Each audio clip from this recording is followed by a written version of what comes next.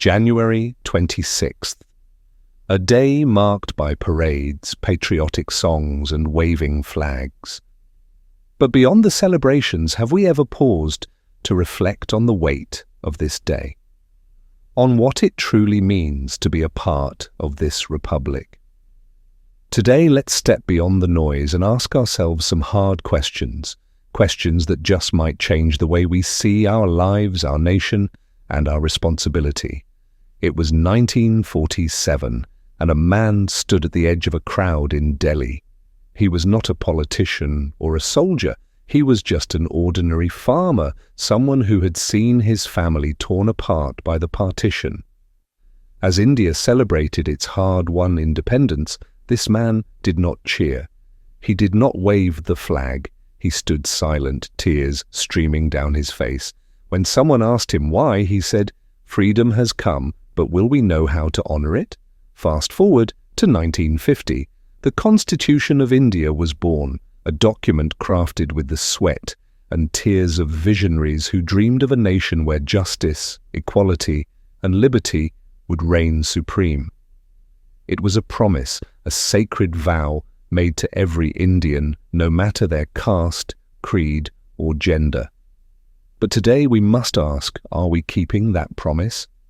As Dr. B.R. Ambedkar once said, independence is no doubt a matter of joy, but let us not forget that this independence has thrown on us great responsibilities. Are we capable of preserving it? Look around. What do we see? A nation with immense potential, yet plagued by division. Corruption gnaws at our system. The gap between the rich and the poor grows wider. Injustice often silences the voice of the weak. And amidst it all, we've grown comfortable. We point fingers at the system, the government, the society, forgetting that we are the system, the government, and the society. How many of us truly embody the values enshrined in our Constitution? Do we uphold equality in our daily lives, or do we discriminate, subtly, silently? Do we demand justice only when it affects us, or do we fight for it even when it's inconvenient? Do we value our liberty, or do we misuse it? Imagine this. Decades from now, your grandchildren ask you, "What did you do for this country? How did you honor the republic you inherited?" What will you say? Will you tell them you turned a blind eye to injustice, that you stayed silent when your voice was needed the most? Or will you tell them you stood up, you acted, you made a difference, no matter how small? It's easy to feel powerless in the face of such overwhelming challenges. But remember this, change doesn't begin with revolutions. It begins with you. It begins with me. A single act of kindness, a single stand for what's right, a single effort to make someone's life better. These are the ripples that create waves. Every time you choose to help rather than harm, to build rather than destroy, to unite rather than divide, you are honoring the Republic.